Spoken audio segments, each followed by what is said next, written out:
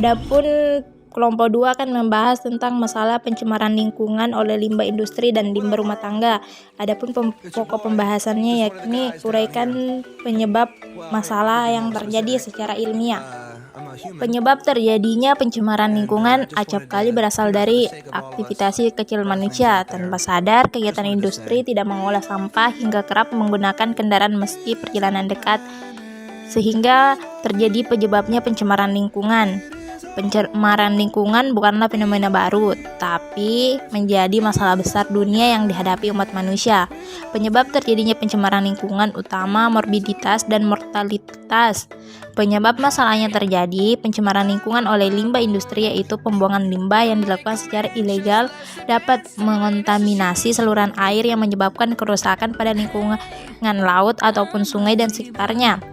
Limbah yang dibuang dapat berupa bahan kimia, bahan radioaktif, logam berat, air yang terkontaminasi, gas, atau bahkan berbahaya lainnya, serta pencemaran air limbah industri yang dibuang ke sungai dan badan air lainnya.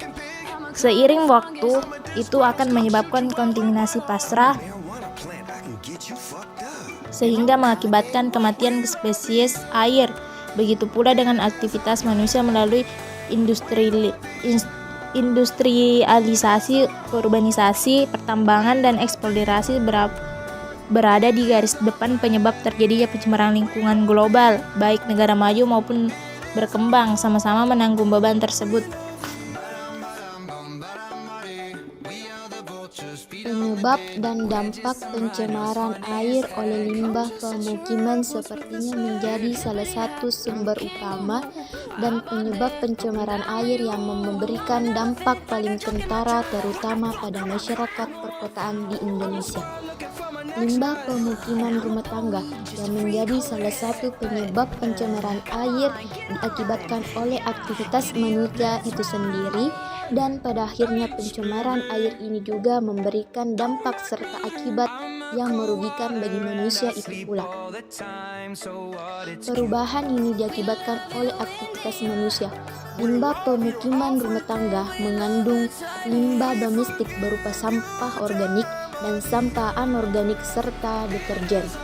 Sampah organik adalah sampah yang dapat diuraikan atau dibusukkan oleh bakteri seperti sisa sayuran, buah-buahan, dan daun-daunan.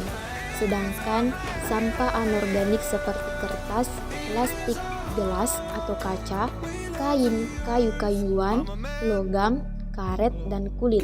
Sampah anorganik ini tidak dapat diuraikan oleh bakteri atau non-biodegradable.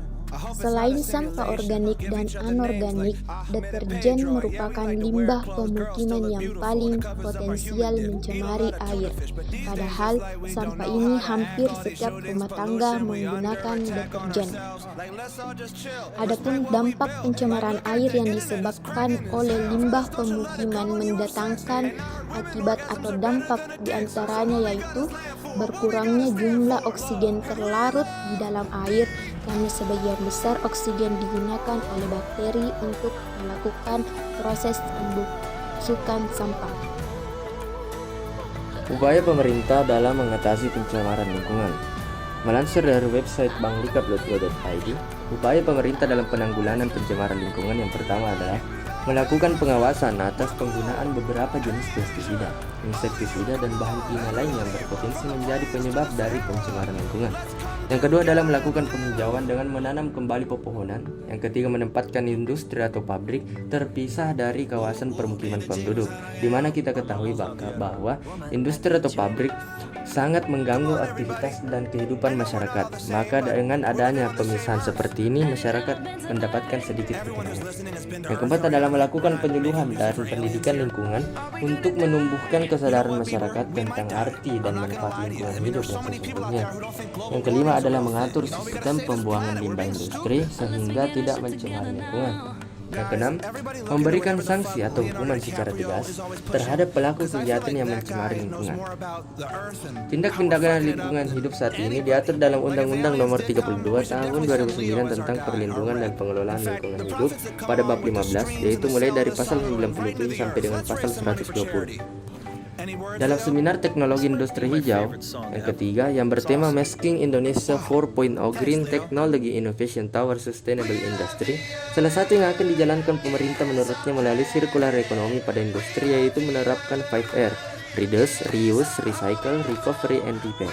Dengan begitu, material mentah dapat digunakan berkali-kali dalam berbagai daur hidup produk, sehingga ekstraksi bahan mentah dari alam bisa lebih efektif dan efisien. Selain itu, circular economy juga akan mengurangi limbah yang dihasilkan, karena akan diolah lagi jadi produk yang punya nilai tambah secara ekonomi. Dengan adanya upaya seperti ini tentu membuat masyarakat tenang, dikarenakan hal ini bersifat solutif. Di mana kita ketahui bahwa saat ini pencemaran lingkungan masih menjadi ketakutan yang dihadapi masyarakat karena sangat berdampak dalam kehidupan sehari-hari. Saya berpendapat demikian, dikarenakan solusi 5R yang ditawarkan pemerintah cukup untuk mengurangi limbah yang dihasilkan.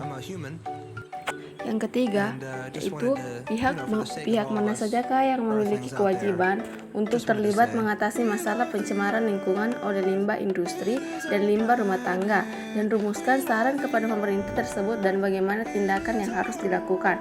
Langsung saja, pihak yang memiliki kewajiban dalam mengatasi pencemaran lingkungannya itu pemerintah dan masyarakat, di mana pemerintah sebagai regulator dan juga sebagai penegak hukum memiliki tanggung jawab terhadap pencemaran lingkungan hidup, di mana pemerintah di sini berdasarkan aturan yang berlaku. Selanjutnya, masyarakat. Karena kurangnya kesadaran pada diri masyarakat, banyak diantaranya mereka yang kurang mengerti akan kebersihan lingkungan, sehingga mereka dengan mudahnya membuat limbah yang sangat berbahaya bagi lingkungan. Dampak limbah rumah tangga dan juga limbah industri dapat mempengaruhi pencemaran lingkungan seperti penurunan kualitas udara, pencemaran air, di mana karena pembuangan yang sembarangan maka akan mempengaruhi terhadap tingkat kesehatan bagi orang lain. Adapun saran kepada pihak pemerintah maupun masyarakat, yaitu dalam menjaga lingkungan hidup, pemerintah memerlukan adanya aturan yang jelas dan tegas tentang lingkungan hidup, serta mensosialisasikan kepada masyarakat apa itu tentang kebersihan, pengolahan lingkungan, khususnya mengenai limbah yang diperlukannya adanya aturan yang jelas dan tegas terhadap terjadinya pelanggaran, serta aturan yang jelas dan kepastian hukum dan perlindungan terhadap setiap orang untuk mendapatkan lingkungan hidup yang baik dan sehat. Selain itu, pemerintah juga berperan penting terhadap daerah dalam menjaga kualitas lingkungan hidup. Bagaimana tata pemerintahan kita dengan adanya otonomi daerah. Sebagai pemerintah kita juga harus memberikan tempat-tempat sampah atau menyediakan tempat-tempat sampah kepada masyarakat, sehingga masyarakat dapat terbiasa bahwa dalam pembuangan sampah itu. Selanjutnya, pemerintah juga harus melakukan sosialisasi tentang pentingnya pengolahan limbah khusus rumah tangga dan juga limbah industri.